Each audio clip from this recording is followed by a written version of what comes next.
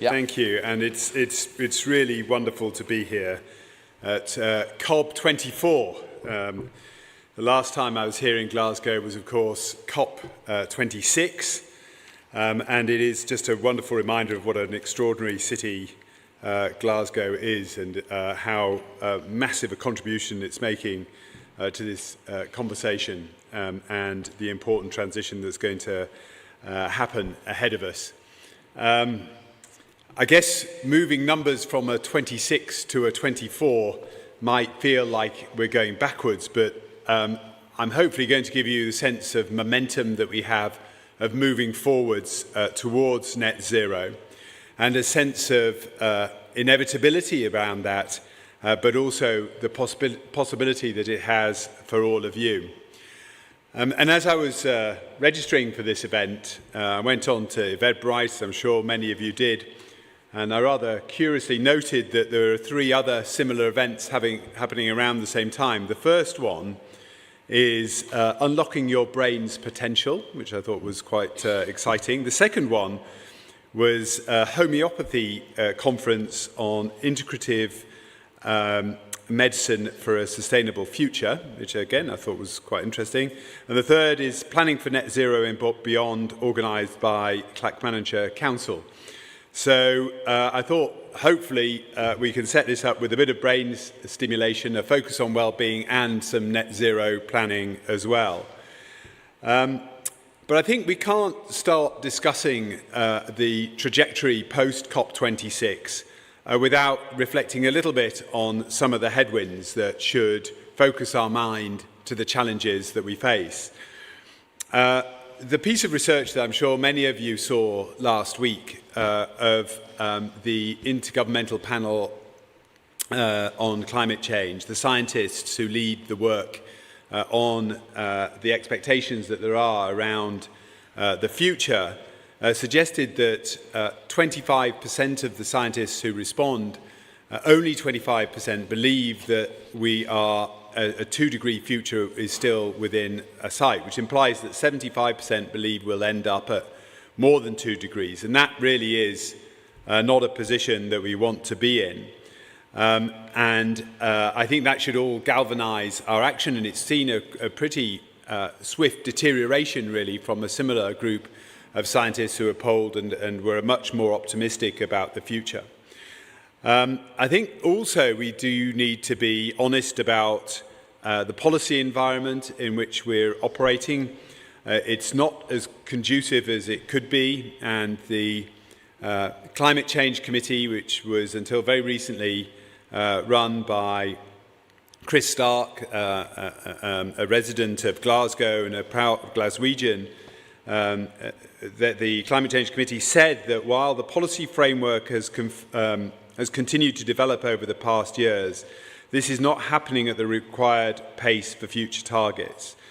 There remains a lack of urgency over the 2019 targets, and pace should be prioritised over perfection. And I think that, again, is a very important message for all of us, that we need to move this as quickly as possible, and we will make some mistakes, but that's going to be okay. And I think the third part of the headwinds is that we are seeing the last vestiges of a carbon-intensive economy kicking back against this transition and creating challenges, I think, for all of us as they trying to undermine the transition. But against these headwinds, we can make good progress if we trim our sails accordingly and steer a consistent course. And that's what I really want to give you a sense of in the next few minutes, that the market and the technology that's driving this change is, a bit like Aristotle, an unstoppable force. Secondly, that the regulation and policy that comes from GFANs operating at a global level and the Transition Planning Task Force at a more national level is driving change in a really positive way as well. And then the third thing I want to talk about is the real economy transition and the circular economy, and end up with a few thoughts on what that might mean for all of you. So as we think about this exponential shift. I'm drawn to the work that Michael Liebreich did on what he calls the 5 superheroes of the transition. And the first being this just extraordinary pace around which we're seeing solar and renewables being deployed and the price coming down, along with battery technology as well. And it never fails to amaze me, really, when you look at the statistics around that. So 1975, per watt of solar cost you $106. In 2022, it now costs you 13 cents per watt. That's 820 times reduction. In 2004, there was 8 gigawatts of wind installed, and there's now 110 gigawatts installed. And the price of wind has gone down from 12 cents a kilowatt hour 20 years ago to 2 cents a kilowatt hour onshore and 5 cents a kilowatt hour offshore. And in 2004, 1% of power generated was from solar and wind. In 2014, it had tripled to 3%, and in 2024, it's now 15%.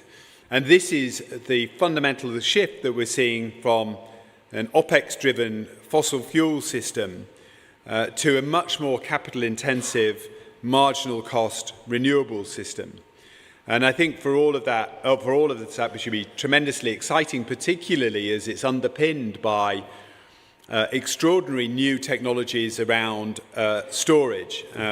So in 2015, there were 30 gigawatts of lithium batteries capacity production, and now there's 1 terawatt.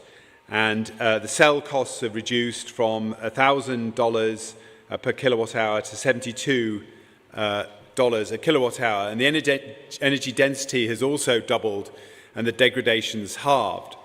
This, taken together with the COB28 target to transition away from fossil fuels, again, a really extraordinary development from the superb progress that was made in Glasgow, to tripling renewables and doubling energy efficiency, gives us a signal of how much more change there's going to be in the future. And that, I think, means that the way in which we operate as businesses is going to change fundamentally as well. We're also seeing big shifts in policy and regulation. The Glasgow Financial Alliance for Net Zero, which was set up at COP26, has been doing some really extraordinary work, and I'm very privileged to be a steering group member with my chief executive as one of the principals for the Glasgow Financial Alliance for Net Zero. And it's really driving change in the financial system and getting much greater alignment between asset owners and fund managers and the banks and the real economy. And we're seeing this in what was launched at COP28, the Industrial Transition Accelerator, to accelerate the shifts in particularly hard-to-abate sectors, and much more to come through GFANZ as it emphasises the importance of setting a policy framework that's conducive to delivering 2050 net zero targets and the interim targets to which nearly all of those signatories to GFANZ have signed up. In the UK, Rishi Sunak, when he was Chancellor, announced the Transition Plan Task Force at COP28, and this has been a quite incredible collaboration between the public sector, the private sector and NGOs. And the materials that were produced recently to provide transition planning guidance is just outstanding and really worth immersing yourself in through some great detail on how to engage in the transition. And that's also linking now to the Transition Finance Market Review that's been taken by Vanessa Harvard-Williams, and that's to look at how we create standardization around transition finance so that we can ensure that the transition finance gets to the real economy where it needs to be deployed for this capital-intensive shift. And the third thing I want to talk about is the real economy and the features of the real economy, and particularly the material-intensive nature of the transition. Now, I've talked a bit about lithium and lithium batteries and the huge demand that's going to go for lithium, but also for copper and other materials. And we really have to change our relationship with materials that we consume. At the moment, we've actually reduced the amount of recycling that we have, according to a report by Circular Economy, from 9.1% in 2019 to 7.2% in 2023. The circular economy has such an important role to play to enable that to happen. And BCG, the consulting group, have suggested that there's a $4.5 trillion opportunity by 2030 in promoting the circular economy. And many organizations are really starting to rethink business models to make them much less material intensive and to reuse and recycle much more efficiently. The second aspect of the real economy, I think, is the just transition. You know, we sit here very close to Grangemouth, and it's a place that needs to transform from the fossil fuel intensive refinery that it is to what it can be in the future. But we've got to do that in a managed, just and progressive way. And I think that is fundamental to the way in which we go about this transition. And the third area that really is gaining extraordinary traction is the attention to nature. I think we've really taken for granted our relationship with the natural world, and the really rather brilliant report from the Green Finance Institute that was published a couple of weeks ago suggested that our damage to the natural environment could have up to a 12% impact on GDP in the UK.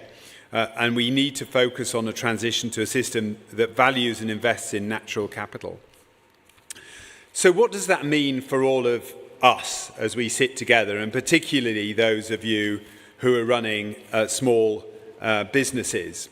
Well, the first thing I think is how do we get ready for a transition that is going to be extremely capital intensive, swapping burning carbon for using electrons and electrifying everything.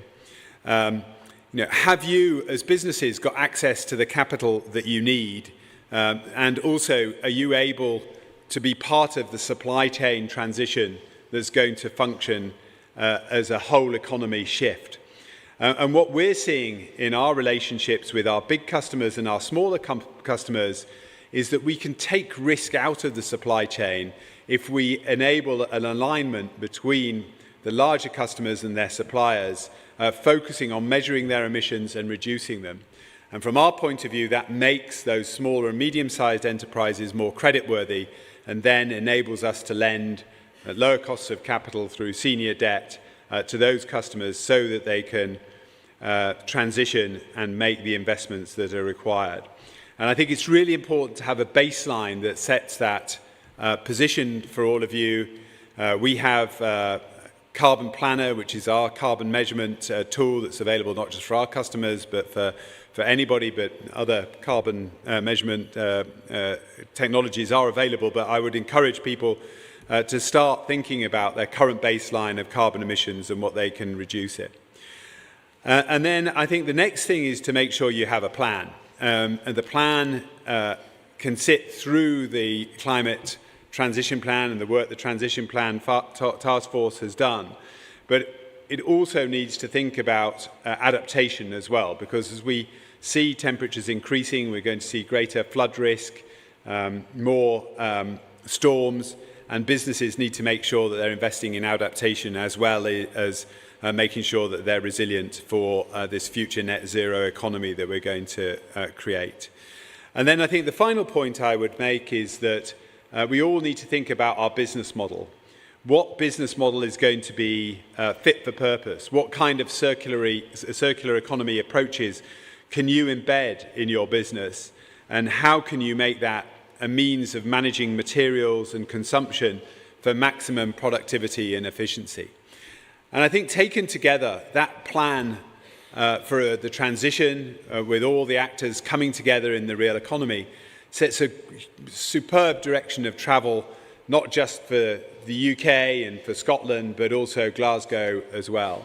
And I think if we engage on that with consistency and thoughtfulness, we can really make a big difference on the transition that builds on the legacy of COP26 and makes COB24 another great event on this net zero journey. So thank you very much indeed.